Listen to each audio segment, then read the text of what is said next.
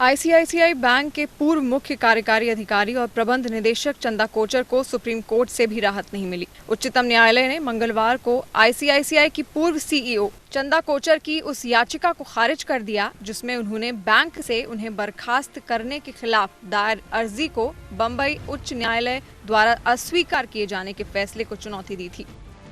न्यायमूर्ति संजय किशन कौल की अध्यक्षता वाली पीठ ने कहा कि हमें माफ कीजिए, हम उच्च न्यायालय के आदेश में हस्तक्षेप करने को इच्छुक नहीं हैं। सुप्रीम कोर्ट ने कहा कि ये मामला निजी बैंक और कर्मचारी के बीच का है। पीठ चंदा कोचर की अपील पर सुनवाई कर रही थी, जिसमें उन्होंने बॉम्बे हाईकोर्ट द्वारा 5 मार्च को दिए आदेश को चुनौती दी थी।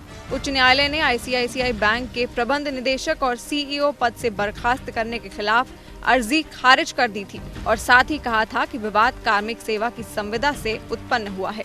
दरअसल चंदा कोचर को देश के दूसरे सबसे बड़े निजी क्षेत्र के बैंक को छोड़ने के कुछ महीनों बाद नौकरी से निकाल दिया गया था।